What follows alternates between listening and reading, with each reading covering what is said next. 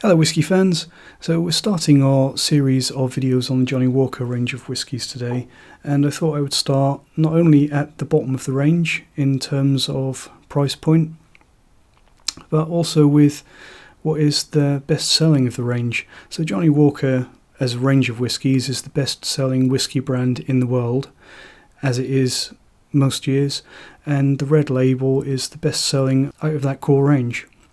So the Red Label, as I mentioned in the introduction, is one of the three whiskies in the very original core lineup back in 1906.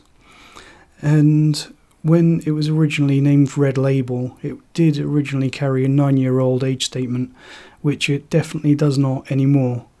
And I have tried this before, and I will say that from the nose and the palate, nothing about this whiskey says that anything in the glass is any more than 5 years old, absolute maximum. And also make a quick mention of the colour. Just hold that up so you can see that there. So you can see it's a reasonable colour for a whiskey, but when you consider how young this whiskey is, I would say that there's no reason to think this is a natural colour. And also if you put a white background behind this, you can see there is that little bit of a coppery orange tint to it. I would almost bet money that there's quite a bit of colouring in this whiskey, and it also looks very clear, so I would say this has probably been quite heavily filtered as well, which you would expect for a 40% ABV mass market whiskey. So on the nose, the first thing I'm getting is quite a lot of sweetness. So it's not immediately jumping out of the glass and screaming bad whiskey. It's not horrendous. Lots of sweet, almost fumey notes. And by that, I'm not sure how well this will translate to a global audience, but I'm getting a little bit of note of firelighters. For anyone that doesn't know, they look like polystyrene briquettes that you put in your open fireplace, and you set fire to them to get the coal to actually take the flames to get going. And they have a little bit of a paraffin smell, and I'm getting a little bit of that on the nose here. A little bit paraffin, a little bit sort of almost industrial sort of diesel fumes. But saying that, it's not a pretty whiskey, but it's not horrendous either.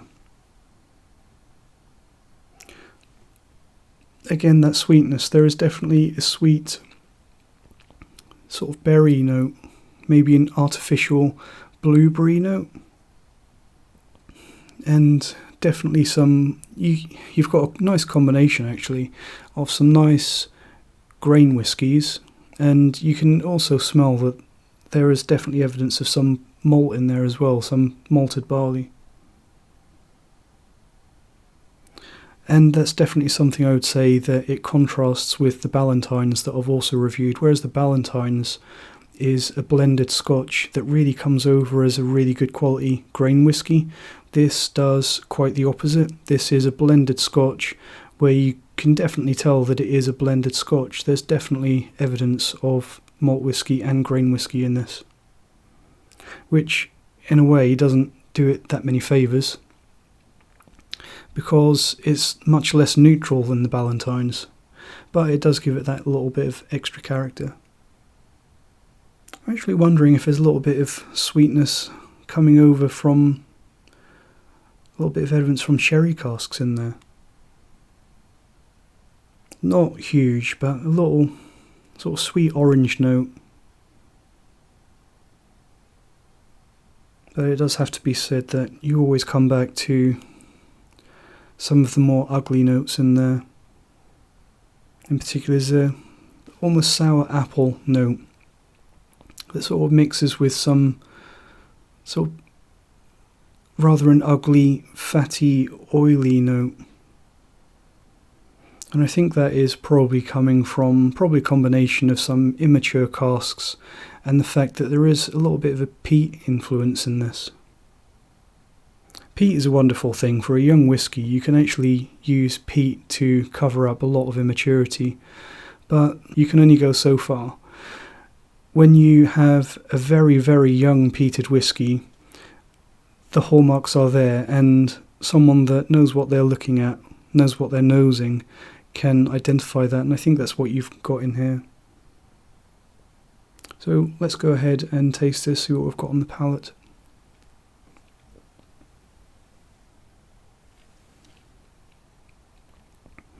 So the palate is actually quite a bit more simple than the nose, and probably a little bit more well-rounded.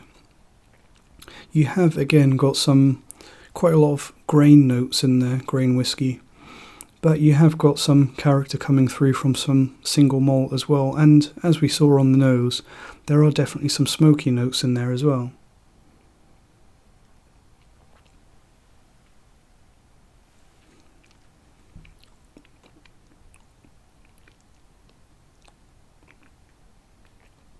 You know, it's actually not that bad. Johnnie Walker Red Label has a bit of a bad reputation.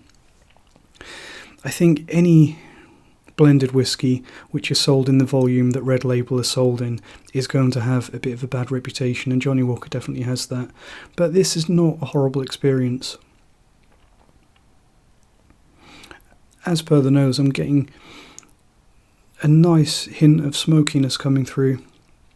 Some nice peated barley. And unlike the nose, which was a little bit industrial, a little bit fumy, some rather odd, ugly diesel, fumy, paraffin notes, on the palate you haven't got that. It comes off much more of a peated barley note. It's much more enjoyable than the nose. The last thing is the finish. How is the aftertaste? You do get a little bit of an alcohol note, but all in all, the finish is, and this is probably a credit to the whiskey, it's very neutral, quite short. It's not dominated by the grain whiskey. It's not a vanilla coconut bomb.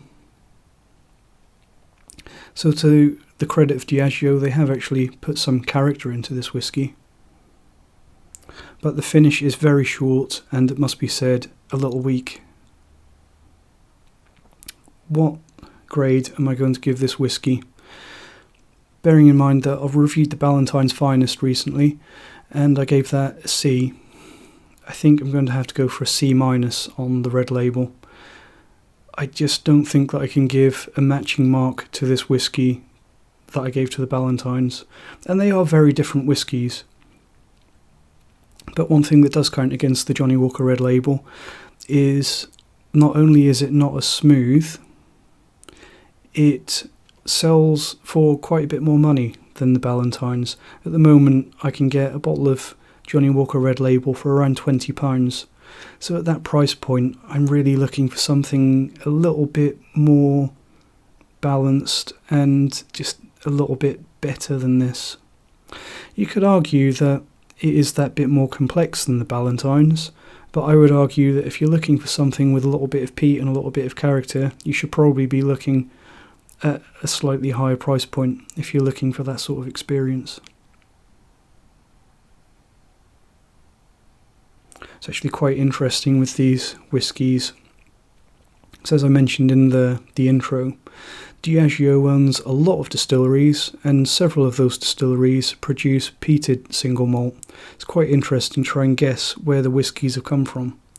And if you do a little bit of research online, you'll see that potentially dozens and dozens of whiskies and grain whiskies go into the Johnnie Walker blends.